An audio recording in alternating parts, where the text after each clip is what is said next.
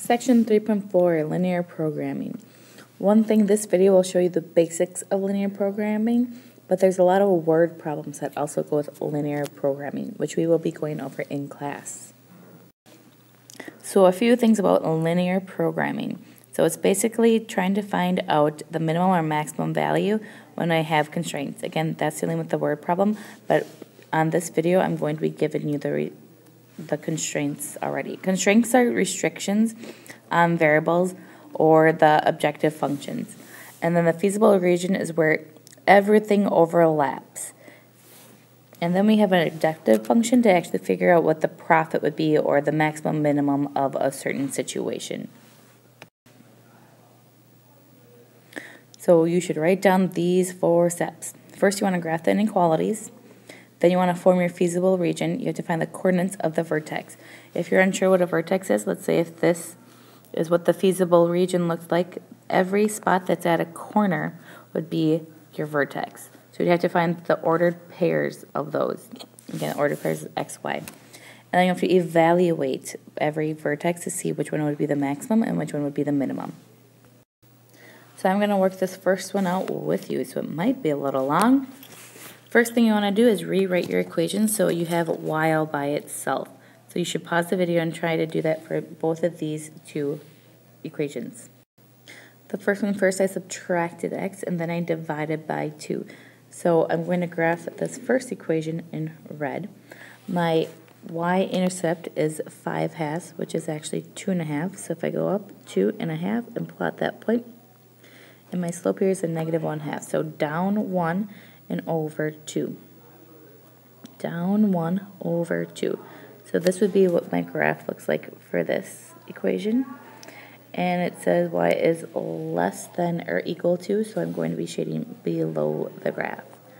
Now if I shade or graph my second equation, my y-intercept is a -2, and my slope is 1. So up 1 over 1. Up 1 over 1. One thing when you're doing these problems, it might be easier to put multiple points on your graph because it will help you. And then when I have just an x or y by itself, if I graph this one, that's where x is 0. This is the line where x is 0. So since my tick mark goes up and down, I'm also going to draw my line for x up and down. And it says y is greater than that, so I'm going to shade on the right-hand side. And finally, y is greater than 0, and that's going to be in orange. So I find where is y 0? This is where y is 0. So I draw my line like the tick mark. It says y is greater than that. So I'm going to shade above. Kind of hard to see. Sometimes it's hard to see where your feasible region is, but this is the spot where all my points overlap. So my feasible region is this triangle right here. So now I'm going to write out my points. A lot of times I write out a table that looks like this. I'm going to figure out what my vertices are. I have my profit equation, so it's going to be my 2x plus y. That equation is always given to you. And I'm looking for a maximum here. So I'm going to fill out this chart. First I have to write down all my vertices. So my first vertice would be positive 2, 0. So I'm going to write 2, 0 here. Another vertex would be this top one up here, which would be a positive 3, 1. And my last vertex would be this spot over here on the right. That's 1, 2, 3, 4, 5, 0. So now I plug that into my equation. So I have 2 times, I plug in 2 for my first one, plus 0. I like to fill out my whole chart. Again, this is a personal thing. You could solve the equation if you want to. But then I have the last one, 2 times 5 plus 0. And now I solve those. So 2 times 2 is 4 plus 0 is 4. 2 times 3 is 6 plus 1 is 7. 2 times 5 is 10. I'm looking for a maximum. So now when I look at this right here is my maximum value that I got. So this would be the vertice that would give me the maximum. So my answer here is 5, 0. So this second problem I want you to attempt by yourself. However, one thing I want you to make sure to do is change this symbol. It should have been y is less than or equal to. So I want you to first try to rewrite this equation so it gets the y by itself. So I'm going to be showing the answers step by step. So what you should have gotten is y is less than or equal to negative 1/2 x, because you subtract the x and then divide by 2. You also have to divide the 4 or the 8 by 2 to get 4. Now I want you to pause the video again and graph this equation and check it with my work. This is what your first inequality should look like. So it's going to cross the y-intercept at 4, and then your slope would be down 1 to the right 2, because it's a negative slope, and its y is less than, so it's shading below. Now pause the video and graph this second inequality.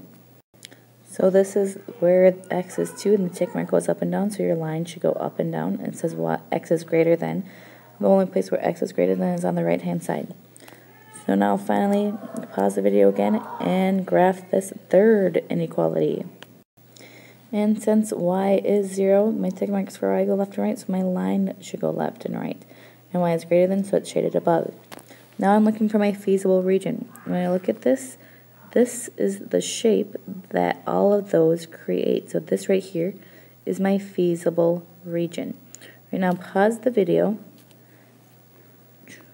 and write down your table that we have to fill out. So this is what your table should look like. And now I want you to use your equation given to solve to see which one would be the minimum. When I look at this, this would be my minimum value. So my answer here would be the coordinate 2, 0. Now this one looks a lot different. However, it's still the same process. We still have to graph our inequalities. First, though, I want you to try to rewrite this top or this bottom equation so it gets y by itself. I'm going to graph this equation first. So right now I want you to pause and make sure you can graph this bottom equation by yourself. So your bottom equation should look like that. So my y-intercept is at 8 and then with a negative 1 slope. Now I'm going to graph my x's. My x's are in between 2 and 6. So I'm going to go, here's where x is 2.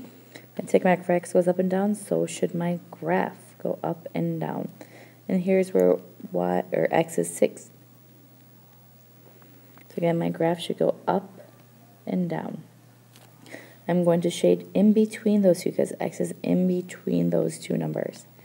And if I do my y is in between 1 and 5, so here is where y is 1. So I'm going to draw that line across, because again, the tick mark for y goes left and right, so should the graph. And where y is 5, it'll be right here. And now I'm looking for my feasible, and again, it should be shaded in between. I'm looking for my feasible region. If I look here, this would be my feasible region. Here's a point, here's a point. So this has multiple points, kind of a funny shape. So right now you should pause the video and write down all your vertices. And you should have gotten 5 different vertices. 2, 1, 2, 5, 6, 1, 6, 2, and 3, 5.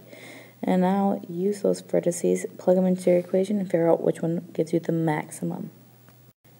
And it looks like this is my maximum amount. So my answer here would be 6, 2 would give me my maximum. Make sure you have all 3 problems down in your notebook. If you don't got all 3, you're not going to get all the points. Have a great day.